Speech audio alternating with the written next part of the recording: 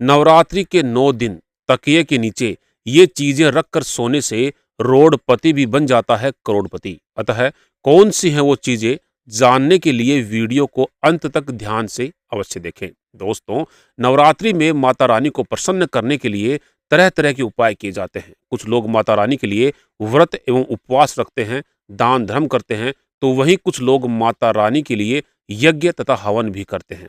शास्त्रों में नवरात्रि में किए जाने वाले महत्वपूर्ण उपाय भी बताए गए हैं।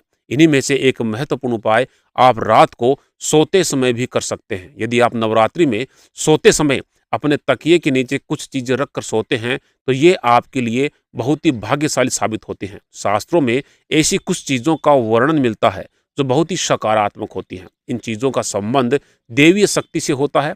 अगर आपका जीवन कष्टों से भरा हुआ है, धन से जुड़ी समस्याएं हैं, कितने ही प्रयास करो केवल निराशा ही हाथ लगती है, घर में सदैव ही वाद विवाद लड़ाई झगड़े होते रहते हैं, तो आप सोते समय अपने तकिए के नीचे इन चीजों को अवश्य रखें। इससे आपके जीवन में कई सकारात्मक बदलाव होते हुए नजर आएंगे। माँ दुर्गा की कृपा से आपके सभी कष्टों का अंत हो जाएगा। माँ लक्ष्मी की कृपा भी आपको अवश्य ही प्राप्त होगी और आपकी धन संबंधित परेशानियां भी धीरे धीरे समाप्त हो जाएंगी। इसलिए नवरात्रि में आप सोते समय इन महत्वपूर्ण चीजों को अपने तकिए के नीचे रखकर अवश्य सोएं। सुबह उठते ही आपके जीवन में सकारात्मक बदलाव आपको महसूस होने लग जाएगा। तो चलिए जान लेते हैं नवरात्रि में रात को सोते समय तकिए के नीचे कौन कौन सी चीजें रखकर सोनी चाहिए।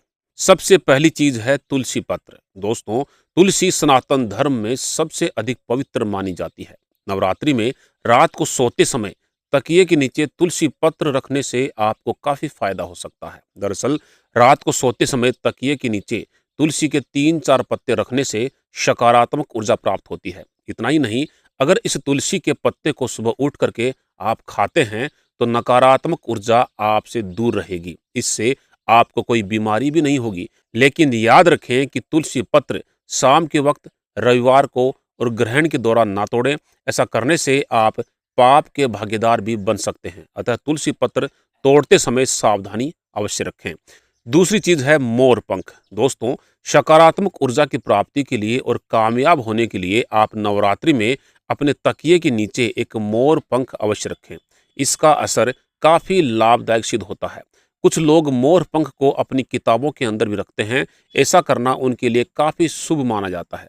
तकिए के नीचे मोर पंख रखकर सोने से व्यक्ति की कुंडली में लगे सभी दोष धीरे धीरे खत्म होने लगते हैं।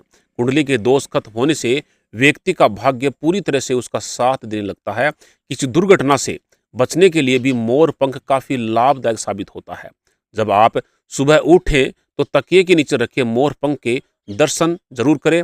ऐसा करना काफी शुभ होता है। तीसरी चीज है धातु का सिक्का। दोस्तों, नवरात्रि में रात को सोते समय अपने तकिए के नीचे तांबे का अथवा चांदी का सिक्का रखने से और सुबह उठकर यही सिक्का किसी भी गरीब को दान करने से आपकी सभी परेशानियां समाप्त हो सकती हैं। ऐसा नवरात्रि के दौरान करने से व्यक्ति के सभी दोष कम होने लगते हैं और उसका सोया हुआ भाग्य भी चमक उठता है। रात को तकिए के नीचे चांदी का सिक्का रखने से सकारात्मक ऊर्जा का संचार होता है, जो आपकी कुंडली का भाग्य भी बदल सकता है।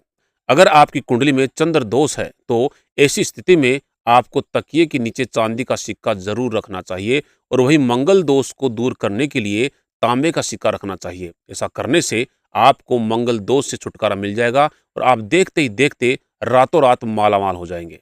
चौथी चीज है लोहे की चाबी। दोस्तों, लोहे की चाबी आपकी समस्याओं को खत्म करने का सबसे बड़ा हथियार साबित होती है। अगर आपका समय अच्छा नहीं चल रहा है और मन में तरह तरह के ख्याल आते हैं या किसी भी कारण से आपको नींद आने में समस्या आती है, तो अगर आप नवरात्रि में लोहे की चाबी तकिए के नीचे रख करके सोते हैं, तो इससे राहु और केतु का बुरा प्रभाव दूर होता है और नकारात्मकता व्यक्ति को छू भी नहीं पाती है। इसके अलावा शनि, राहु और केतु की दशा में यह उपाय काफी लाभदायक रहता है।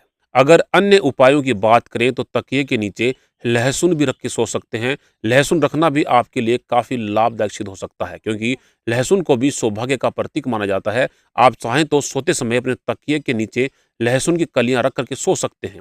ऐसा करने से व्यक्ति के आसपास सकारात्मक ऊर्जा का संचार होता है, जिसके बाद आप एक नए उत्साह के साथ अगले दिन की शुरुआत करेंगे। तो दोस्तों, उम्मीद है आपको आज की ये जानकारी भी अच्छी लगी होगी। अगर अच्छी लगी है तो कमेंट बॉक्स में जय माँ दुर्गा अवश्य लिखें। धन्यवाद।